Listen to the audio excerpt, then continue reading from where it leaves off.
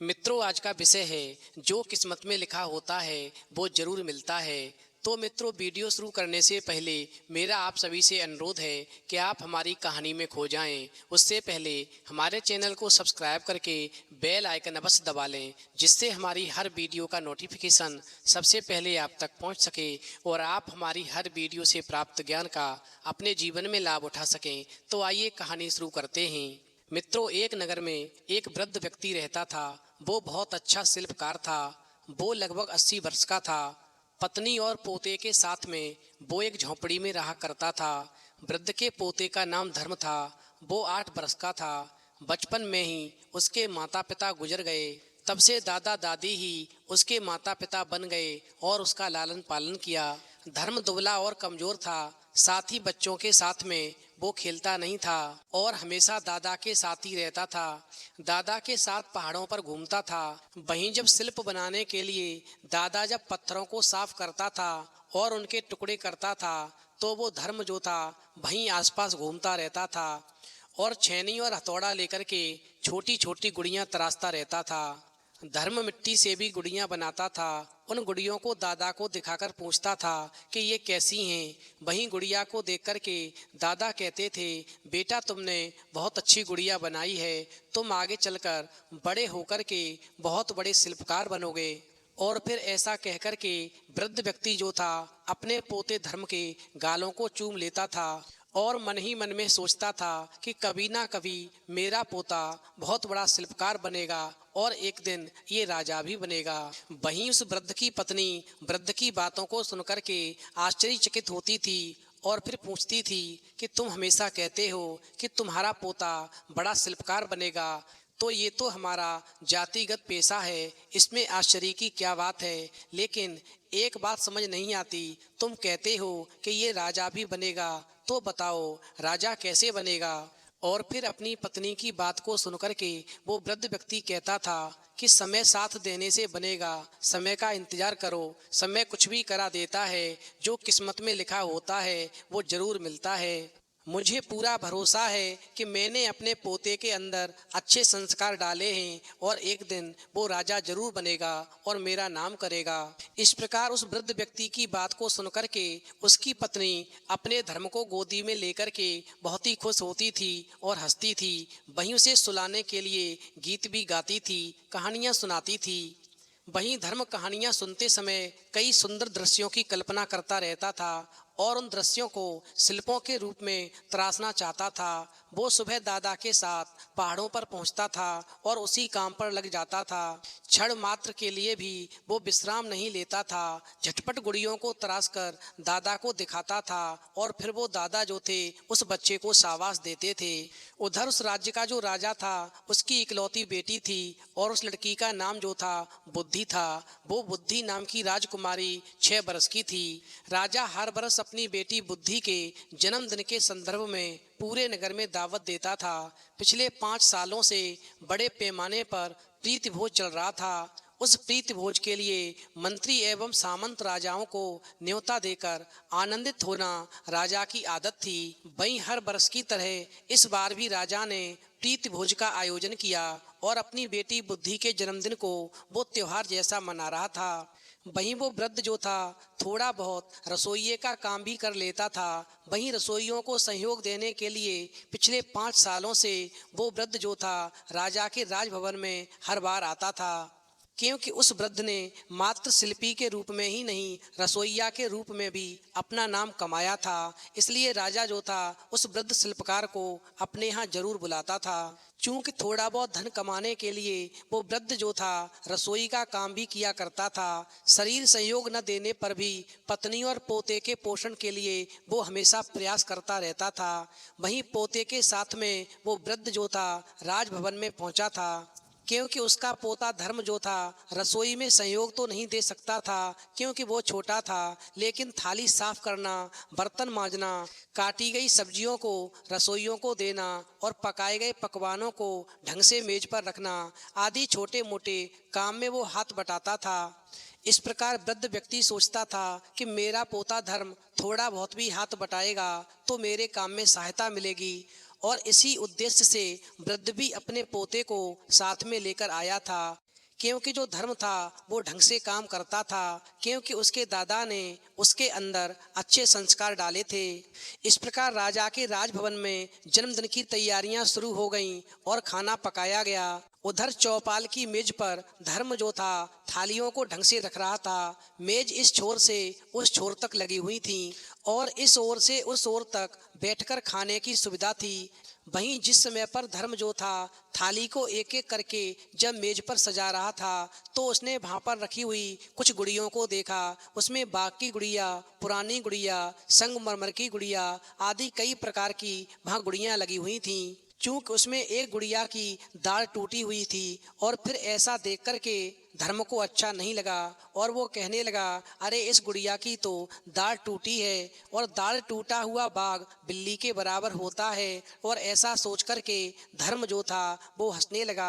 वहीं जिस समय पर धर्म हंस रहा था तो राजकुमारी बुद्धि ने हंस रहे धर्म को देखा और कहने लगी, तुम क्यों हंस रहे हो? और फिर उत्तर देने के पहले धर्म ने बुद्धि को आंखें फाड़कर देखा और मन ही मन में सोचने लगा, अरे ये राजकुमारी तो गुड़िया जैसी सुंदर है। और फिर बोला, हे बुद्धि राजकुमारी, आपके बाग की गुड़िया बिल्कुल ठीक नहीं है।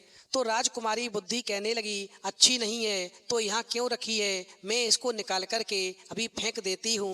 और फिर मेज पर रखी हुई गुड़िया को वो राजकुमारी बुद्धि खींचने का प्रयास करने लगी। मित्रों, जिस समय पर राजकुमारी बुद्धि उस गुड़िया को खींचने का प्रयास कर रही थी तो उस वृद्ध शिल्पकार की नज़र उस राजकुमारी बुद्धि के ऊपर पहुंची तो वो एकदम से दौड़कर गया और उसको गुड़िया को खींचने के लिए मना करने लगा। उसने मन में विचार किया, यदि गुड़िया गिरकर जमीन पर टूट गई तो राजा पता नहीं हम लोगों को क्या दंड देगा। हम चाहे जितनी भी बात कहेंगे कि ये गुड़िया राजकुमारी ने तोड़ी है, मगर वो हमारी बात नहीं मानेगा और अपनी बेटी को दंड नहीं देगा। वो बदले में हम लोगों को ही दंड देगा। और इसी डर की वजह से जिस समय पर वो वृद्ध शिल्पकार जो था राजकुमारी को गुड़िया खींचने से रोक रहा था तो गुड़िया धोखे से जमीन पर गिर गई और उसके टुकड़े टुकड़े हो गए। और फिर टूटी हुई गुड़िया को देख करके वृद्ध शिल्पकार बहुत परेशान होने लगा और सोचने लगा कि यदि मैं राजा से कहूँगा कि गुड़िया टूटने का कारण राजकुमारी है तो राजा नहीं मानेगा और अपनी बेटी को दंड नहीं देगा और मुझे और मेरे पोते को ही वो दंडित करेगा। वहीं जब वृद्ध रोने लगा तो उसका पोता धर्म रोते हुए कहने लगा, अरे दादा, आप इतना दुखी क्यों होते हो? तुम क्यों रो रहे हो? चिंता मत करो, बाघ से बढ़िया गुड़िया को मैं तराश करके यहाँ पर रख दूंगा। वहीं वृद्ध ने कहा, तत्काल कौन तराशेगा? तो धर्म ने कहा, चिंता मत करो दादा, मैं तराशूंगा। मैं बहुत सुंदर गुड़िया बनाऊंगा जिसको देख करके राजा भी खुश हो जाएगा और राजकुमारी भी खुश हो जाएगी।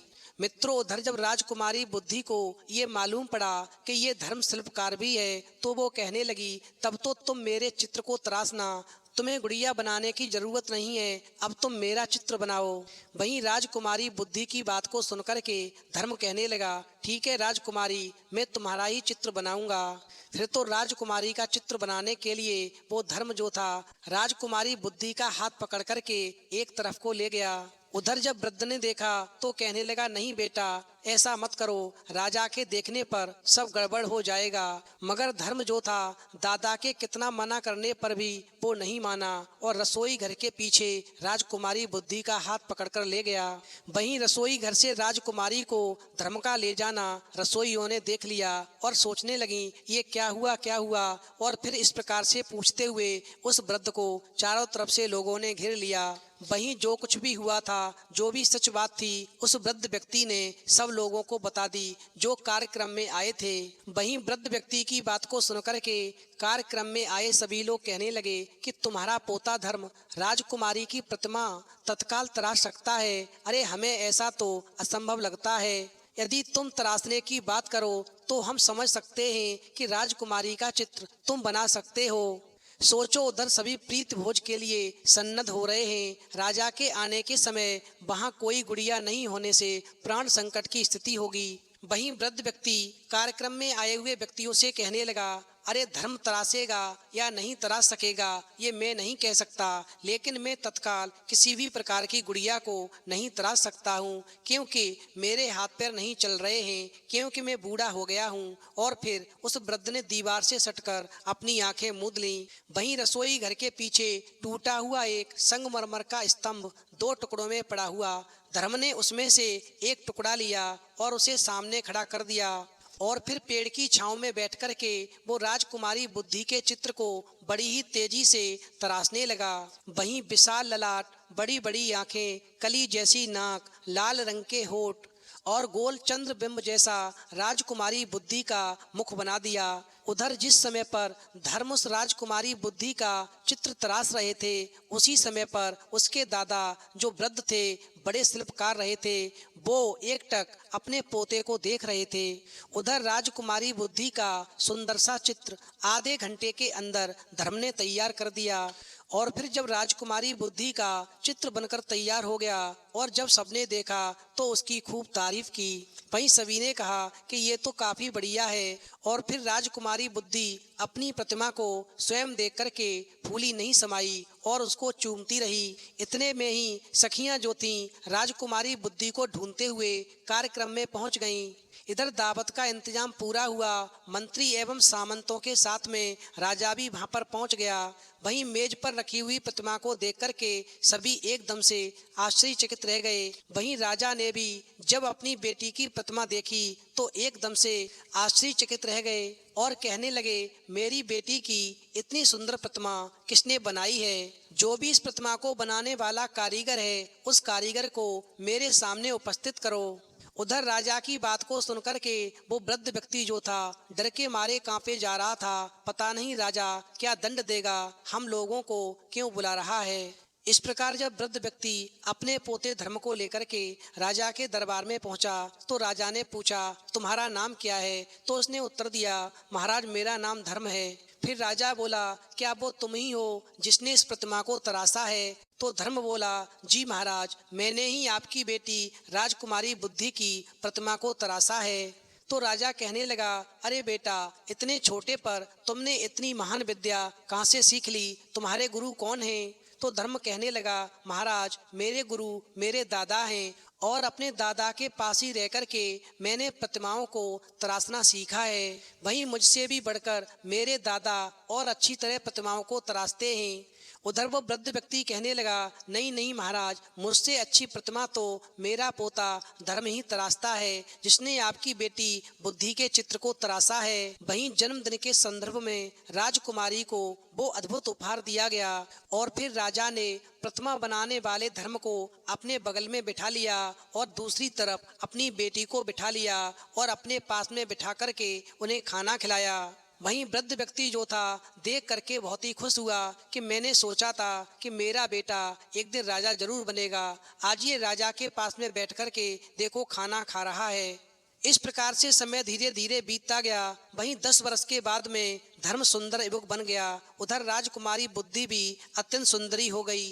दोनों ने बचपन के स्नेह को प्रेम में बदला और फिर शादी कर ली। कुछ ही दिनों में धर्म युवराज बन गया और फिर जैसे ही धर्म युवराज बना तो वृद्ध व्यक्ति अपनी पत्नी से कहने लगा, मैंने तुमसे कहा था कि भाग्य चमके तो मेरा पोता राजा जरूर बनेगा, और वो ही हुआ। वहीं वृद्ध व्यक्ति की पत्नी कहने लगी, तुम रोजाना अपने पोते की खूब बढ़ाई करते थे, काफी तारीफ करते थे। मुझे लगता था कि कहीं तुम्हारी नज़र ही मेरे पोते को न लग जाए, और इसीलिए मैं रोजाना तुम्हारी नज़र से बचाने के लिए इसकी रोजाना नज़र उतारती थी। मित्रों, समय बलवान होता है, पता नहीं किसके जीवन के सितारे कब चमक जाएं। व्यक्ति अपने कर्मों का लेखा जोखा लेकर आता है।